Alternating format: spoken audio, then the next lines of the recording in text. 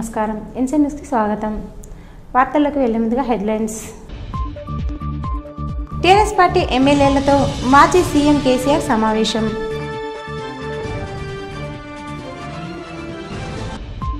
పట్టణ ఆరోగ్య కేంద్రంలో గర్భవతులకు న్యూట్రిషన్ కిట్లను పంపిణీ చేసిన డిప్యూటీ డిఎంహెచ్ఓ రమేష్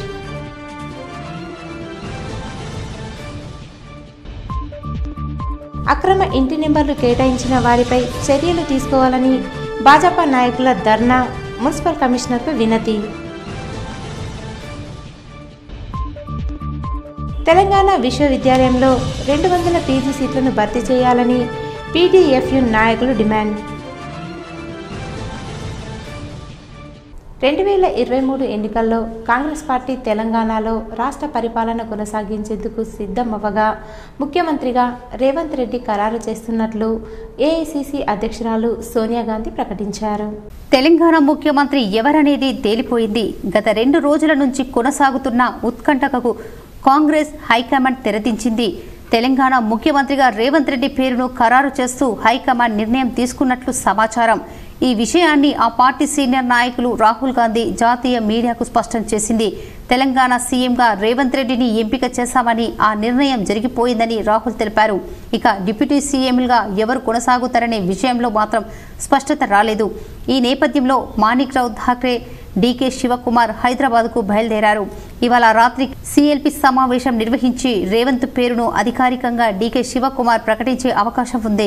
అయితే కార్గిల్ నివాసంలో సమావేశానికి ముందు సీఎం పోస్టు కోసం పోటీ పడ్డ మల్లు బట్టి విక్రమార్క, ఉత్తమ్ కుమార్ రెడ్డితో మాణిక్ రావు ఠాక్రే, డీకే శివకుమార్ వేర్వేరుగా చర్చలు జరిపి బుజ్జగించినట్లు తెలుస్తోంది. ఇక బట్టికి డిప్యూటీ సీఎం కట్టబెట్టే అవకాశం ఉంది. తాజాగా జరిగిన అసెంబ్లీ ఎన్నికల్లో కాంగ్రెస్ పార్టీ 64 స్థానాల్లో గెలుపొందిన విషయం తెలిసిందే. ఇటీవల జరిగిన సీఎల్పీ సమావేశంలో 64 మంది ఎమ్మెల్యేలకు గాను 42 మంది ఎమ్మెల్యేలు రేవంత్కి మద్దతు తెలిపారు. ఈ విషయాన్ని కూడా హైకమాండ్ పరిగణలోకి తీసుకొని రేవంత్ని సీఎం చేయాలని ఓ నిర్ణయానికి వచ్చినట్లు సమాచారం.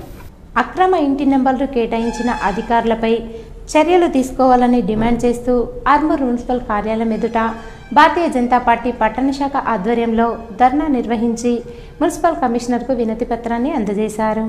ఈ సందర్భంగా బీజేపీ జిల్లా కార్యదర్శి కౌన్సిలర్ జీవి నరసింహారెడ్డి మాట్లాడుతూ ఆర్మూర్ మున్సిపల్ కార్యాలయం అవినీతి అక్రమాలకు అడ్డాగా మారిందని, మున్సిపల్ చైర్పర్సన్ కుటుంబ సభ్యులే పాలన కొనసాగిస్తున్నారని అన్నారు. అధికారులు సైతం డబ్బులు దండుకొని అక్రమంగా ఇంటి నెంబర్లు కేటాయించేశారని, ఖాళీ స్థలాలకు ప్రభుత్వ భూములకు ఇంటి నెంబర్లు కేటాయించారని జిల్లా కలెక్టర్కు ఫిర్యాదు చేసినా ఫలితం లేకుండా పోయిందని తెలిపారు. ఇప్పటికైనా అధికారులు అక్రమంగా ఇంటి నెంబర్లు కేటాయించిన అధికారులపై చర్యలు తీసుకోవాలని, వెంటనే నంబర్లన్నింటినీ రద్దు చేయాలని డిమాండ్ చేశారు. ఈ కార్యక్రమంలో పట్టణ అధ్యక్షుడు ఉదయ్, కిసాన్ మోర్చా జిల్లా అధ్యక్షుడు శ్రీనివాస్ రెడ్డి, ఓబీసీ జిల్లా మోర్చా అధ్యక్షుడు యామాద్రి భాస్కర్, నాయకులు తదితరులున్నారు. చైర్పర్సన్ ఇక్కడ 4 చైర్పర్సన్లు ఉన్నారు. ఒక చైర్పర్సన్ ఉంటే 3 షాడో చైర్మన్లు, భర్త, మరిది, ఎమ్మెల్యే తమ్ముడు, 4 కూడా ఇక్కడ చైర్పర్సన్గా చైర్మన్లుగా వివరించి ఆర్మూర్ను ఒక దుకాణం ఓపెన్ చేసి ఎక్కడిదక్కడ దోచుకున్నారు. ఇలా ఖాళీ స్థలాలకు పెరిగేట్, మామిడిపల్లి, జిరాయత్ నగర్లో ఖాళీ స్థలాలకు ఇంటి నంబర్లు ఇచ్చి, ప్రభుత్వ భూములకు ఇంటి నంబర్లు ఇచ్చి 100 కోట్ల కుంభకోణం జరిపింది. ఈ విషయమై ఇప్పుడు కాదు, మేము పదే ఈ మున్సిపల్ ఆఫీస్ ద్వారా కలెక్టర్కు పత్రికా ముఖం ద్వారా మీడియా ద్వారా ఈ కలెక్టర్కు విన్నవించినాం, కలెక్టర్కు విజ్ఞప్తి చేసినాం. వీళ్ళు ఇట్లా విచారణ జరిపితే కనివిని అనిగిన రీతిలో తెలంగాణలోనే నంబర్ 1 అవినీతికి పాల్పడిన వాళ్ళు అవుతారు. దీని మీద మేము డిమాండ్ చేస్తున్నాం. ఏసీబీ విచారణ జరుపుతారా, సిఐడి విచారణ జరుపుతారా? ఇప్పుడున్న ఏదైతే ప్రభుత్వం ఉన్నదో ఆ ప్రభుత్వానికి డిమాండ్ చేస్తున్నాము.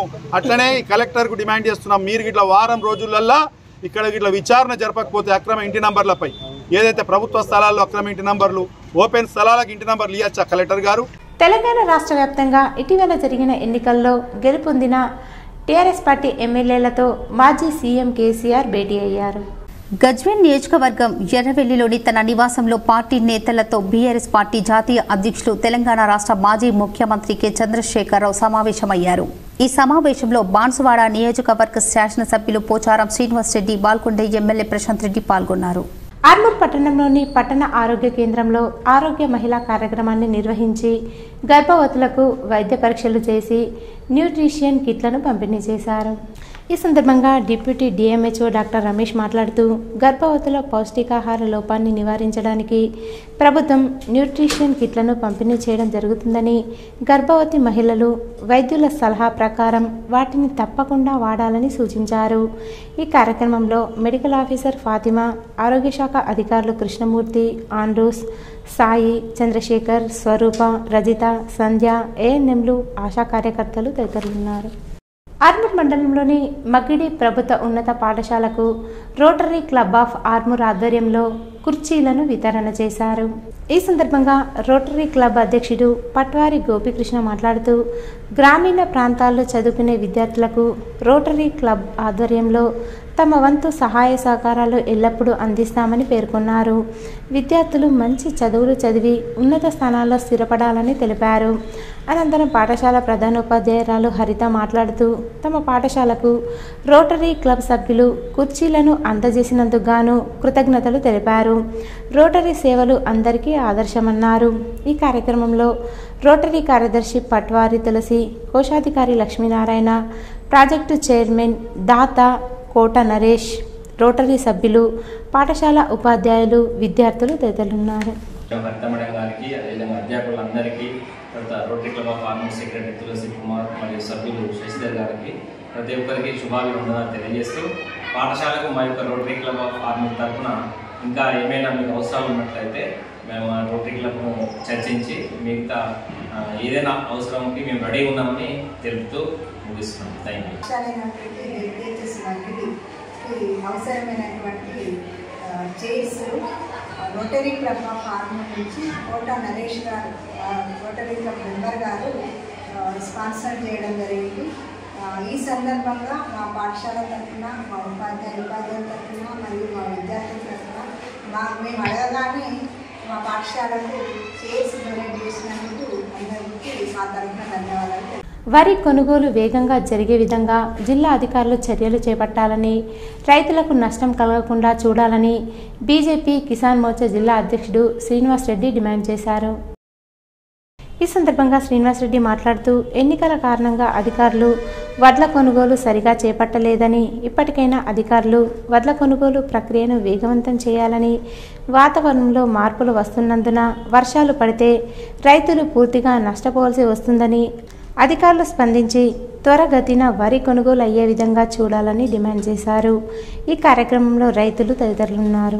పంపించిన తర్వాత వెంటనే రైతుల ఖాతాలకు డబ్బులు వచ్చే విధంగా చూడాలని చెప్పి భారతీయ జనతా కిసాన్ మోర్చా తరఫున కోరుతా ఉన్నాం. ఎందుకోసమంటే ఇప్పటికే మొన్నటి ఎలక్షన్ల పేరు మీద చాలా మటుకు పెండింగ్ అయింది కనుక వెంటనే ఇప్పటికీ యుద్ధ ప్రతిపాదికన భారీ వర్షాలకు తడవకుండా వెంటనే తూకాలు వేసి రైస్ మిల్లర్స్ పంపించవలసిందిగా భారతీయ జనతా కిసాన్ మోర్చా తరఫున జిల్లా కలెక్టర్ గారిని కోరుతా ఉన్నాం. మోత్తాడ్ మండలం పాలెం గ్రామంలోని శ్రీ లక్ష్మీ వెంకటేశ్వర స్వామి వారి దేవస్థానం వద్ద వైస్ ఎంపీపీ తోగేటి శ్రీనివాస్ బాల్కొండ నియోజకవర్గం నుండి వేముల ప్రశాంత్ రెడ్డి ఎమ్మెల్యేగా విజయం సాధించినందుకు ప్రత్యేక పూజలు నిర్వహించారు. ఈ సందర్భంగా ఆయన మాట్లాడుతూ బాల్కొండ నియోజకవర్గం ఎమ్మెల్యేగా, మంత్రిగా వేముల ప్రశాంత్ రెడ్డి ఎన్నో అభివృద్ధి కార్యక్రమాలు చేపట్టారని, చేసిన అభివృద్ధి పనులను ప్రజలు గుర్తించి మరోసారి వేముల ప్రశాంత్ రెడ్డిని ఎమ్మెల్యేగా ఎన్నుకున్నారని చెప్పారు. శ్రీ లక్ష్మీ వెంకటేశ్వర స్వామి వారికి 108 కొబ్బరికాయలు కొట్టారు. ఈ కార్యక్రమంలో స్థానిక ప్రజాప్రతినిధులు, నాయకులు, కార్యకర్తలు ఉన్నారు. నిజామాబాద్ అర్బన్లో కాషాయ జెండా ఎగురవేసి బీజేపీ సత్తా చాటి అందరి మన్ననలు పొందుతున్న అర్బన్ ఎమ్మెల్యే ధన్పాల్ సూర్యనారాయణపై ప్రత్యేక కథనం. నిజామాబాద్ నగరానికి చెందిన ప్రముఖ వస్త్ర వ్యాపారస్తుడు, కిషన్ క్లాత్ వ్యవస్థాపకుడు ధన్పాల్ విఠల్ గుప్తా, ధన్పాల్ లక్ష్మీభాయిల ముద్దుల సంతానం ధన్పాల్ సూర్యనారాయణ ఆకులకొండూరు నివాసుడు అయిన విఠల్ గుప్తా వ్యాపార నిమిత్తం నిజామాబాద్ నగరంలోని మిర్చి కాంపౌండ్లో స్థిరపడ్డారు. ధన్పాల్ సూర్యనారాయణ బాల్యమంతా నిజామాబాద్లోనే గడిచింది. పట్టణంలోని ఆర్యవైశ్య సంఘంలో గల హైస్కూల్లో విద్యను అభ్యసించారు. కిల్లా ప్రభుత్వ జూనియర్ కళాశాలలో ఇంటర్ చదివారు. బోధన్ మధుమాలాంచర్ డిగ్రీ కళాశాలలో బీకాం కోర్సులో పట్టా పొందారు. చిన్ననాటి నుండి టేబుల్ టెన్నిస్ క్రీడాకారుడు. ఆర్యవైశ్యుల యువతరానికి అందరికీ క్రీడల పట్ల ప్రోత్సహించేవారు. డిగ్రీ పూర్తి చేయగానే వస్త్ర వ్యాపారంలో అడుగుపెట్టారు. పెళ్లి వేడుకలకు హైదరాబాద్కు వెళ్లి షాపింగ్ చేసే ఇక్కడి ప్రజలకు అన్ని రకాల వస్త్రాలు ఇక్కడే లభించే విధంగా తనదైన శైలిలో వస్త్ర వ్యాపారంలో అనేక మార్పులు తీసుకొచ్చి నూతన కిషాన్ ఫ్యాషన్ మాల్, ఆకృతి ఫ్యాషన్ మాల్లో షోరూంలను ఏర్పాటు చేసి రాష్ట్ర వ్యాప్తంగా నిర్మల్, ఆదిలాబాద్, కామారెడ్డి, హైదరాబాద్ జిల్లాలతో పాటు పక్కనున్న మహారాష్ట్రలోని నాందేడ్ జిల్లాకు సైతం తన వస్త్ర వ్యాపారాలు విస్తరించారు. ప్రత్యక్షంగా వేలాది సంఖ్యలో నిరుద్యోగులకు ఉపాధినిస్తూ పరోక్షంగా అనేక కుటుంబాలకు ధన్పాల్ సూర్యనారాయణ అండగా నిలుస్తున్నారు. 1984లో విశ్వ హిందూ పరిషత్లో సాధారణ సభ్యునిగా చేరి జిల్లా అధ్యక్షునిగా సేవలు అందించారు. తన సొంత డబ్బులతో 40 లక్షల వ్యయంతో 3500 అడుగుల విస్తీర్ణంలో విశ్వ హిందూ పరిషత్ స్వంత భవనంను నిర్మించారు. నిరంతరం ప్రజాసేవకు అంకితమయ్యారు. సమాజ అభివృద్ధి కోసం తన వంతు కృషి చేస్తున్నారు. నిరుపేదలకు పెళ్లి కానుకలు, పుస్తెలు, మెట్టెలు, బట్టలు, అన్నదానం, ఆర్థిక సహాయం, వికలాంగులకు బట్టలు, పుస్తకాలు, ఫీజులు చెల్లించి అండగా నిలుస్తున్నారు. సరస్వతి శిశు మందిర్ ఉపాధ్యాయులకు ప్రతి నెల జీతాలు పంపిస్తూ ఆదర్శంగా నిలుస్తున్నారు. స్వర్గధామ రథాలు, పలు శ్మశాన వాటికల్లో అభివృద్ధి కోసం స్వంత నిధులు కేటాయించారు. కోవిడ్ సమయంలో ఆపదలో ఉన్న కుటుంబాలకు అనేక రకాల సహాయం అందించిన సూరన్న అందరి మనసును గెలుచుకున్నారు. ప్రధానమంత్రి, ముఖ్యమంత్రుల సహాయ నిధులకు సైతం లక్షల రూపాయలు జిల్లా కలెక్టర్ల ద్వారా ఆర్థిక సహాయంను అందజేశారు. జిల్లాలోని అనేక దేవాలయాల అభివృద్ధికి కోట్లాది రూపాయలు విరాళంగా ఇచ్చి ప్రతి ఏటా అయ్యప్ప స్వాములకు అండగా నిలుస్తూ శబరిమలలో సైతం అన్నదానంతో పాటు వారికి కావలసిన శబరిమల యాత్ర ఏర్పాట్లు, సదుపాయాలు కల్పిస్తున్నారు. దసరా, వినాయక చవితి ఉత్సవాలలో మండపాలకు లక్షలాది రూపాయలు, పట్టు వస్త్రాలు లాంటి సేవా కార్యక్రమాలన్నీ వారి తల్లిదండ్రులు ధన్పాల్ లక్ష్మీబాయి, విఠల్ గుప్తా వారి పేరిట ఏర్పాటు చేసిన ట్రస్టు ఆధ్వర్యంలో సూర్యనారాయణ అనేక సేవా కార్యక్రమాలు చేస్తున్నారు. ధన్పాల్ సూరన్న గురించి ఇలా చెప్పుకుంటూ పోతే చేతాడంతా జాబితా ఉంటుంది. 2014 అనూహ్యంగా నిజామాబాద్ అర్బన్ నుండి బీజేపీ ఎమ్మెల్యే అభ్యర్థిగా టికెట్ పొందిన ధన్పాల్ సూర్యనారాయణకు 28,301 ఓట్లు వచ్చాయి. 3వ స్థానానికి పరిమితమయ్యారు. జయాపజయాలకు సామాన్యంగానే భావించి ఏమాత్రం అధైర్యపడకుండా తనను నమ్ముకున్న క్యాడర్ను సైతం ప్రోత్సహిస్తూ నిరంతరం ప్రజల పక్షాన నిలబడి వారి అవసరాలను, ప్రజా వ్యతిరేక విధానాలను నిలదీస్తూ వచ్చారు. ఈ నేపథ్యంలోనే అధికార పార్టీ నుండి ఎన్నో రకాల అవకాశాలు వచ్చినా సూర్యనారాయణ మాత్రం వాటిని వద్దనుకొని తాను నమ్మిన బీజేపీ పార్టీ సిద్ధాంతాలకు కట్టుబడి ప్రజల మధ్యనే ఉండిపోయారు. 2018లో మళ్లీ అసెంబ్లీ ఎన్నికలు వచ్చాయి. మళ్లీ ధన్పాల్కు టికెట్ వస్తుంది అని అందించిన చివరి వరకు రాలేదు. ప్రజలు, అభిమానులు, కార్యకర్తలు ఎంతో ఒత్తిడి చేస్తే చివరి క్షణంలో నామినేషన్ వేశారు.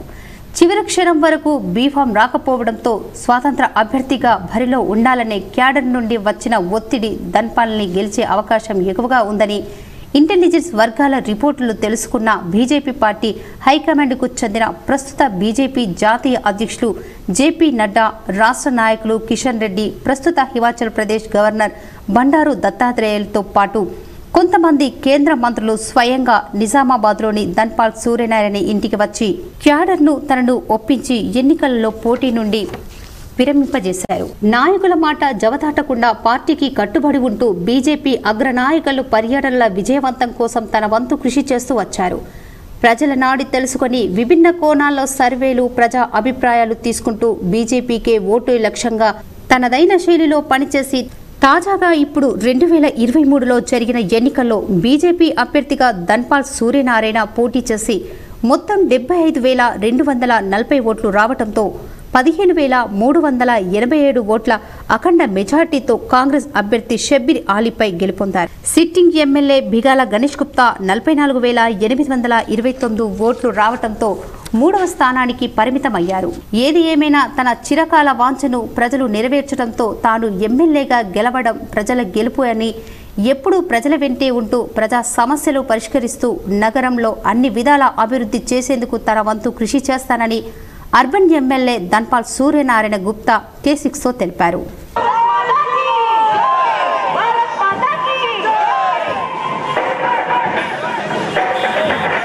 ముఖ్యంగా నా కార్యకర్తలకు దినము రాత్రి పనిచేసిన నా గెలుపుకు వారే క్యాండిడేట్గా వాళ్ళే ఒక క్యాండిడేట్గా అనుకొని పనిచేసిన ప్రతి ఒక్క కార్యకర్తకు నేను ధన్యవాదాలు చెప్పుకుంటా ఉన్నా. ఏదైతే నన్ను గెలిపించిన తర్వాత రాబోయే 5 సంవత్సరాల కాలంలో ప్రజలకు ఏదైతే నేను కమిట్మెంట్ ఇచ్చినో తప్పకుండా ఆ కమిట్మెంట్స్ పూర్తి చేయడానికి ప్రజలకు నేను సేవ చేస్తా. బాన్సువాడ నియోజకవర్గ ఎమ్మెల్యేగా గెలుపొందిన పోచారం శ్రీనివాసరెడ్డిని నియోజకవర్గ ప్రజలు, నాయకులు మర్యాదపూర్వకంగా కలిసి శుభాకాంక్షలు చెప్పారు. బాన్సువాడ నియోజకవర్గ శాసనసభ్యులు రాష్ట్ర శాసన సభాపతి పోచారం శ్రీనివాసరెడ్డిని ఈరోజు వారి నివాసంలో కలిసి శాసనసభ్యుడిగా విజయం సాధించినందుకు శుభాకాంక్షలు తెలిపిన బాన్సువాడ పట్టణ, గ్రామీణ, మండల ప్రజాప్రతినిధులు, బీఆర్ఎస్ పార్టీ నాయకులు, కార్యకర్తలు, అభిమానులు తనకు శుభాకాంక్షలు తెలియజేసిన అందరికీ పోచారం శుభాకాంక్షలు తెలిపారు. కామారెడ్డి జిల్లా రైతు బంధు అధ్యక్షుడు D Anjireddy, Banswada municipal chairman Jangam Gangadhar, vice chairman Jubair, municipal ward కౌన్సిలర్లు, ఏఎంసీ చైర్మన్ నెర్రి నర్సింహులు, సర్పంచులు, ఎంపీటీసీలు, సొసైటీ చైర్మన్లు, నాయకులు మోహన్ నాయక్, పాత బాలకృష్ణ, దొడ్ల వెంకట్రామరెడ్డి, గోపాల్ రెడ్డి, సంగ్రామ్ నాయక్, బాబా, ఎజాజ్, వహాబ్, అనితలు, కార్యకర్తలు, అభిమానులు పోచారం శ్రీనివాసరెడ్డిని కలిసి శుభాకాంక్షలు తెలిపారు. నాయకులు పోచారం సురేందర్ రెడ్డి, డీసీసీబీ చైర్మన్ పోచారం భాస్కర్ రెడ్డి, పోచారం శ్రీనివాసరెడ్డితో ఉన్నారు. సుదీర్ఘ రాజకీయ అనుభవం ఉన్న సుదర్శన్ రెడ్డి బోధన్లో చేతి సత్తా చాటి అధికారంలోకి వచ్చిన మాజీ మంత్రి ఎమ్మెల్యే సుదర్శన్ రెడ్డిపై స్పెషల్ ఫోకస్. బోధన్ నియోజకవర్గ కాంగ్రెస్ ఎమ్మెల్యే సుదర్శన్ రెడ్డి సుదీర్ఘ రాజకీయ అనుభవం గల నాయకుడు. ఆయన ఆంధ్రప్రదేశ్ ముఖ్యమంత్రిగా ఎన్ కిరణ్ కుమార్ రెడ్డి క్యాబినెట్లో భారీ నీటిపారుదల శాఖ మంత్రిగా పనిచేశారు. 1999, 2004, 2009 బోధన్ ఎమ్మెల్యేగా గెలుపొందారు. తిరిగి 4వసారి ఆయన బోధన్ ఎమ్మెల్యేగా విజయం సాధించారు. మంత్రిత్వ శాఖల నిర్వహణ విషయంలో మంచి పట్టు కలిగి ఉన్న సుదర్శన్ రెడ్డికి ఈసారి కీలకమైన భారీ పరిశ్రమల శాఖ మంత్రిగా అవకాశం దక్కే అవకాశాలున్నాయని కాంగ్రెస్ నాయకుల ద్వారా సమాచారం.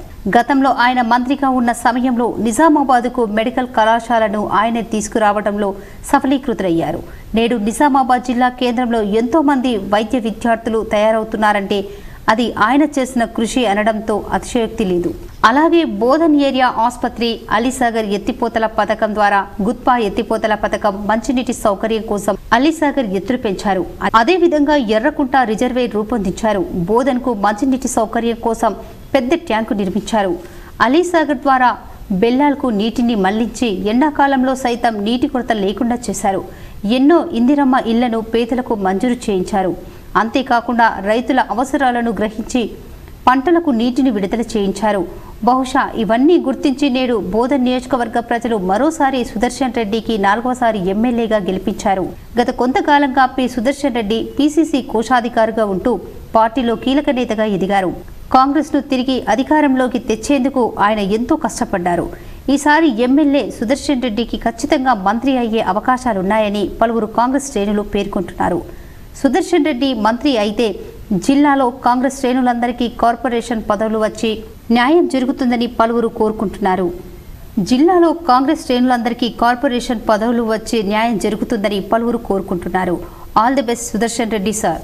తెలంగాణ విశ్వవిద్యాలయంలో ఖాళీగా ఉన్న 200 పీజీ సీట్లను భర్తీ చేయాలని పీడీఎస్యు జిల్లా ప్రధాన కార్యదర్శి జన్నారపు రాజేశ్వర్ డిమాండ్ చేశారు. ఈ సందర్భంగా పీడీఎస్యు యూనివర్సిటీ కమిటీ ఆధ్వర్యంలో అడ్మిన్ ముందు ధర్నా చేసి యూనివర్సిటీ రిజిస్ట్రార్కి వినతి పత్రం అందజేశారు. ఈ సందర్భంగా మాట్లాడుతూ తెలంగాణ విశ్వవిద్యాలయంలో 2023-24 విద్యా సంవత్సర పీజీ అడ్మిషన్లలో తెలంగాణ విశ్వవిద్యాలయంలో అన్ని కోర్సులలో కలిపి 200 సీట్లు మిగిలిపోయాయని, అన్ని కోర్సులలో సగం సీట్లు మాత్రమే నిండుతున్నాయని, దాని వలన కోర్సులు ఎత్తివేసే అవకాశం ఉందని, యూనివర్సిటీలో ప్రతి ఏటా 100ల సంఖ్యలో సీట్లు మిగిలిపోతున్నాయి. కావున స్పాట్ కౌన్సిలింగ్ లేదా మరొక కౌన్సిలింగ్ ద్వారా అయిన పీజీ సీట్లను భర్తీ చేసి గ్రామీణ పేద విద్యార్థులకు న్యాయం చేయాలని కోరారు. ఈ కార్యక్రమంలో పీడీఎస్యు యూనివర్సిటీ నాయకులు శివసాయి, ఆకాష్, హనుమన్లు, అశ్విత్, తరుణ్, రాము, రాజు, మన్యంకొండ తదితరులు పాల్గొన్నారు. దాదాపు 200లకు పైగా పీజీ సీట్లు ఈ 2023-24 సంబంధించిన విద్యా సంవత్సరానికి మిగిలిపోయాయి. ప్రతి ఏటా 100ల సంఖ్యలో సీట్లు మిగిలిపోతున్నాయి, కానీ ఎక్కడ కూడా వాటిని భర్తీ చేయడం లేదు. ఈ విద్యా సంవత్సరమైన గ్రామీణ పేద విద్యార్థులకు ఉన్నత చదువుల కోసం ఈరోజు తెలంగాణ విశ్వవిద్యాలయంలో మిగిలిపోయిన సీట్లను స్పాట్ కౌన్సిలింగ్ లేదా మిగతా ఇంకొక స్పేస్ పెట్టి సీట్లను వెంటనే భర్తీ చేయాలి. లేంచో పీడిఎస్ ఆధ్వర్యంలో పెద్ద ఎత్తున ఆందోళన కార్యక్రమాలు చేస్తామని సందర్భంగా మేము యూనివర్సిటీ అధికారులకు హెచ్చరిస్తాం. బార్దాన్ కార్మికుల కూలీ రేట్లు పెంచాలని కార్మికులు గత కొన్ని రోజులుగా సమ్మె చేస్తున్నారు. ఈ సందర్భంగా వ్యవసాయ మార్కెట్ ద్వారం వద్ద నిరసన వ్యక్తం చేసి కార్మిక శాఖ కార్యాలయం ఎదుట ధర్నా నిర్వహించారు.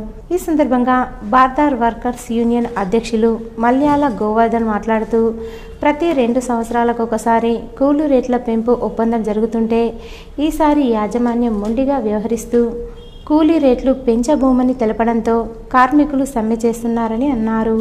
పెరుగుతున్న నిత్యావసర వస్తువులకు ధరలకు అనుగుణంగా కూలీ రేట్లు పెంచాలని యాజమాన్యం మొండి వైఖరి వీడనాడాలని అన్నారు. బార్దాన్ కార్మికుల సమ్మె విరమణకు కార్మిక శాఖ అధికారులు చొరవ చూపి చర్చలు జరిపి కూలీ రేట్లు మరియు ఇతర డిమాండ్లను పరిష్కరించేందుకు కృషి చేయాలన్నారు. కూలీ రేట్లు పెంచాలా. ఈరోజు 2 సంవత్సరాలకు ఒకసారి అగ్రిమెంట్ జరుగుతుండే, కానీ ఆ వేతన ఒప్పందాన్ని కూడా ఉల్లంఘించి యాజమాన్యాలు కార్మికుల మీద మొండిగా వ్యవహరిస్తూ కూలీ రేట్లు పెంచబోమని చెప్పేసే పద్ధతుల్లో నిర్దాక్షిణ్యంగా వ్యవహరిస్తూ ఉన్నారు. ఇది సరైంది కాదు. కాబట్టి వెంటనే యాజమాన్యాలు కూలీ రేట్లు పెంచాలా, లేకపోతే ఈ సమ్మెని మరింత ఉధృతం చేస్తామని చెప్పేసి సందర్భంగా తెలియజేస్తా ఉన్నాం. కార్మిక శాఖ అధికారులు కూడా యాజమాన్యాల మీద ఒత్తిడి తీసుకువచ్చి కార్మికులతోటి యాజమాన్యాలతోటి మధ్యవర్తిత్వం వహించే విధంగా చర్చలు జరిపి సమస్యలు పరిష్కరించాలని చెప్పేసి ఈ సందర్భంగా డిమాండ్ చేస్తున్నాం. అధికారులు కానీ యాజమాన్యాలు కానీ స్పందించకపోతే రాబోయే కాలంలో పెద్ద ఎత్తున మరింత సమ్మెను ఈరోజు వార్తల్లోని హెడ్లైన్స్ మరోసారి. టీఆర్ఎస్ పార్టీ ఎమ్మెల్యేలతో మాజీ సీఎం కేసీఆర్ సమావేశం.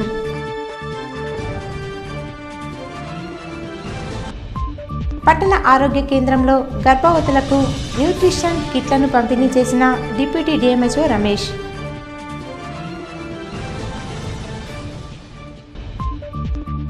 అక్రమ ఇంటి నెంబర్లు కేటాయించిన వారిపై చర్యలు తీసుకోవాలని భాజపా నాయకుల ధర్నా, మున్సిపల్ కమిషనర్కు వినతి.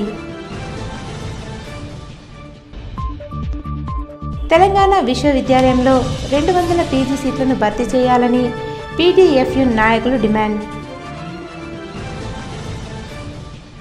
ఇవి ఈరోజు బులెటిన్లోని విశేషాలు. తిరిగి వచ్చే బులెటిన్లో కలుసుకుందాం. అంతవరకు సెలవు. నమస్కారం.